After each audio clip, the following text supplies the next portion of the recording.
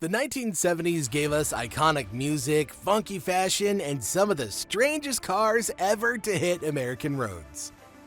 Some were ridiculously oversized, others completely impractical, and a few even downright dangerous. In today's video, we're taking a look at the dumbest and weirdest cars of the 70s. And trust me, you definitely want to stick around for the last one because it's super weird. At number 1, the Ford Pinto was supposed to be Ford's answer to the booming demand for small, affordable cars in the early 1970s. Now, on paper, it was simple, practical, and exactly what the market wanted. But behind the sleek ads and smiling families, the Pinto carried a deadly secret. Its fuel tank was placed dangerously close to the rear bumper and with very little reinforcement. Now, that design flaw meant one thing. Even a minor rear-end collision could turn the car into a fireball. What made it worse wasn't just the danger, it was the corporate decision behind it. Internal documents later revealed Ford calculated that paying off lawsuits would cost less money than fixing the flaw. The price tag? Dozens of lives lost, horrific burn injuries, and countless lawsuits that branded the Pinto a rolling death trap. It wasn't just a failure of engineering, it was a failure of ethics. For many Americans, it became the ultimate symbol of corporate greed on wheels. Okay, so if the Pinto burned trust, our next car mocked ambition itself.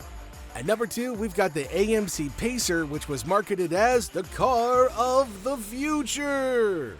It was wide, it was curvy, and it was loaded with glass. It looked like nothing else on the road in 1975. Designers imagined it as a bold step into a new era, even calling it the first wide small car. But instead of feeling futuristic, Americans saw something strange, an oversized goldfish bowl rolling down the street.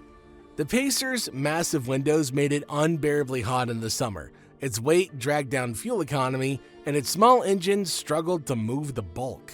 Drivers quickly realized they weren't piloting a space-age marvel, they were crawling in a slow, awkward bubble. Ridiculed by critics and lampooned in pop culture, the Pacer became a symbol of how chasing different doesn't always equal success. And yet, in its failure, it became unforgettable. Today, it's remembered less for innovation and more as a punchline.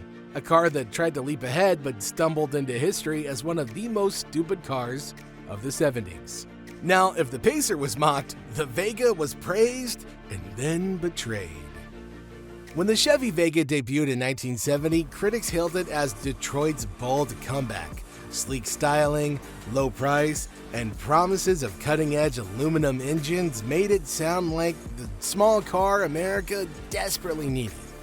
For a brief moment, it looked like General Motors had finally caught up with European and Japanese rivals. Oh, but the reality was brutal. See, the Vega's aluminum engines were prone to overheating, warping, and seizing after shockingly few miles. Its body panels, made with cost-cutting shortcuts, began to rust almost instantly, sometimes while cars were still sitting on dealership lots. Owners who thought they were buying modern reliability found themselves stranded on the roadside, staring at a machine disintegrating before their very eyes. Now, the betrayal cut deep. Chevy had sold hope, but had delivered heartbreak instead. As word spread, the Vega's reputation collapsed, dragging GM's credibility down with it. Once praised as the future, it became a cautionary tale, proof that rushing a car to market can leave nothing but rust behind. Now, if the Vega crumbled from neglect, our next car collapsed from ambition. In the mid-1970s, Malcolm Bricklin set out to build a car that would change everything. His vision wasn't just style or speed, it was safety. The SV1, short for Safety Vehicle 1, came with futuristic gull-wing doors, energy-absorbing bumpers, and a bold fiberglass body. It was supposed to be the perfect mix of innovation and responsibility, a car decades ahead of its time. But once it hit the streets, the dream quickly fell apart. The gull-wing doors, which looked dramatic in ads, often refused to open properly, trapping drivers inside the car. Electrical failures, poor build quality, and underpowered engines made the SV1 less a revolution and more of a frustration. With each breakdown, the car that promised safety left its owner stranded and embarrassed. Naturally, financial losses piled up, production halted, and fewer than 3,000 were ever built. The SV1 wasn't just a failed car, but a failed movement, a bold vision undone by flawed execution. In chasing safety, it created one of the 70s most iconic disasters. If you've loved seeing the 70s car disasters so far, make sure you hit subscribe because you don't want to miss out on what's next. Okay, so if the SV1 failed with ambition, the Cadillac failed with deception. By the early 80s, Cadillac's name still meant prestige, comfort, and power. But as fuel crises and foreign competition squeezed the American market, GM rushed to create a smarter, modern Cadillac to keep up. The result was a Cimarron, launched in 1982, a car that quickly became a symbol of everything wrong with badge engineering. See, underneath the Cadillac badge, the chrome trim and leather seats was a basic Chevy Cavalier. Same body, same engine, nearly the same price as cars sitting 2 rows away on the lot. Buyers who expected Cadillac innovation instead got an overpriced economy car wearing luxury clothes. It was like Pretty Woman all over again. The backlash, it was pretty immediate. Critics shredded the car as lazy and cynical, while loyal Cadillac fans felt insulted. And instead of drawing in new buyers, it damaged the brand's reputation, proving that prestige can't be faked with a nameplate. Even today, it's still remembered not just as a misstep, but as one of the most embarrassing chapters in Cadillac history. Okay, while the Cadillac fooled buyers, Chrysler's next cars fooled themselves with endless flaws. When Chrysler rolled out the Dodge Aspen and the Plymouth in 1976, hopes were high.